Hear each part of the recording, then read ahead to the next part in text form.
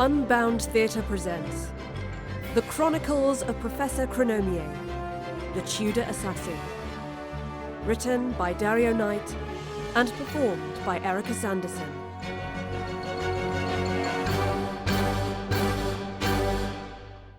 Chapter 8. The Wraith. "Whatever you are, I can bargain," spluttered Marlowe. "No words, wordsmith," hissed the creature wearing Fraser's skin. "Your light is sputtering. I will snuff it out." "No!" The creature turned Fraser's head. The professor was standing further up the street, the sun behind her casting a long shadow on the mud and straw, and the evening breeze lilting against her long dark coat. "Stranger." "Professor, if you recall. You've not forgotten me already, have you?"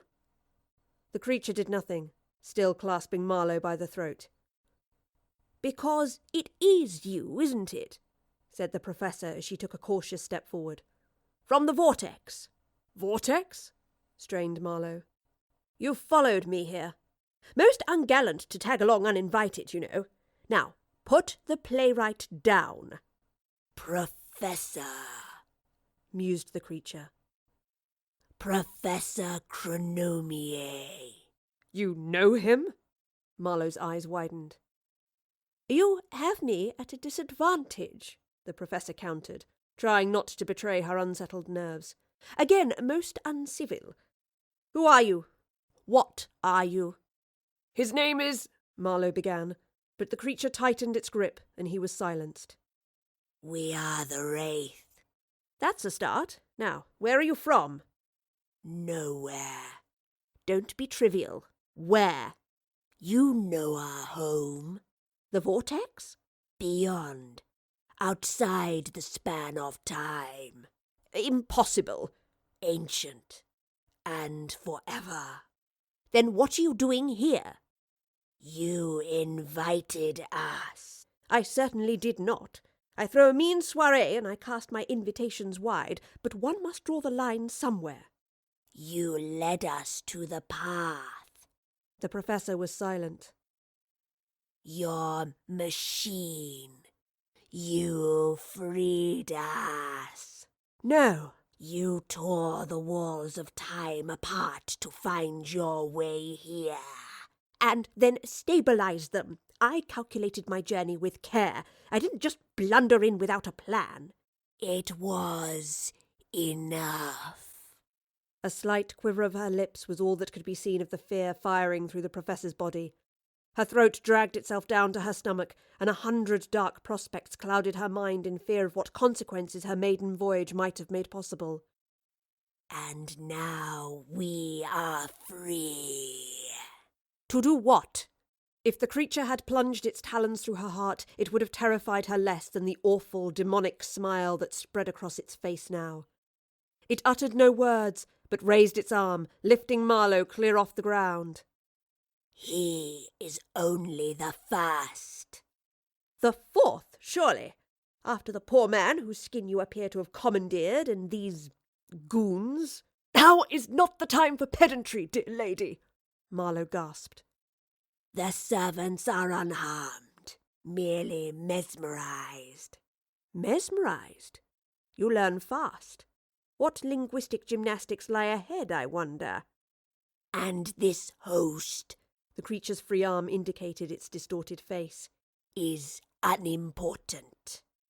"Unimportant?" "There was nothing in its heart but contempt." "His heart? You had no right." "It means nothing. But this one—" It looked at Marlowe. "This one has power, potential." "Thank you." "Shut up, Kit," chided the professor. "Please, let him go. This isn't right. This isn't... You'll change." "Change will come to all. The Wraith will rip apart this world and feed on the chaos.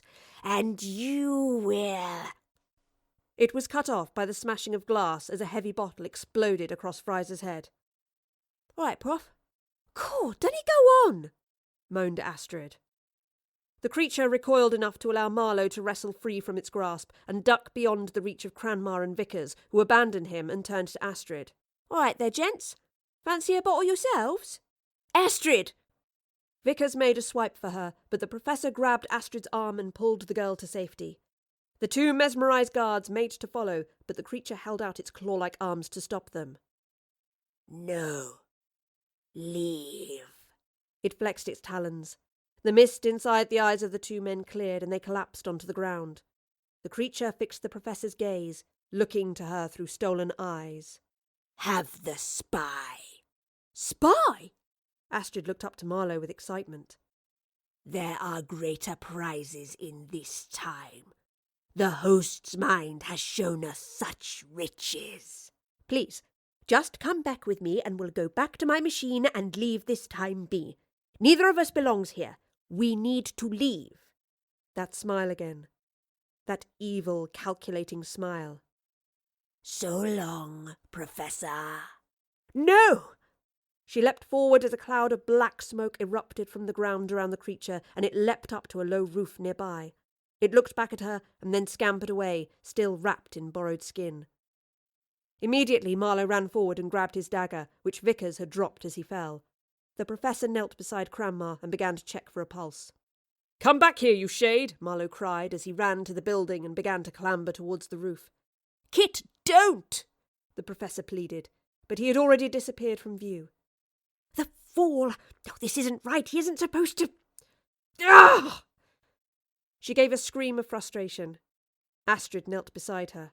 "Are these two Dead. Oh, heavens. all that stuff it said about a vortex, about your machine and a journey? What was all that? Who are you?" The Professor was still looking at the bodies laid before her. "I am a traveller, Astrid, from a very long way away, and I'm lost." "Why were you so wound up about knowing the date? Where you been travelling to that you don't know about?" "The date. Yes, the date. The creature. The Wraith. It knew. I said it would change time, and it knew." "Change time? What are you on about?" "It knew what it was doing. It would have been too early, but only just. You're certain, Astrid, beyond any doubt. Tomorrow is the 30th of May, 1593. "Yes. Upon my soul, what's so special about it?" "It's the day that Marlowe dies."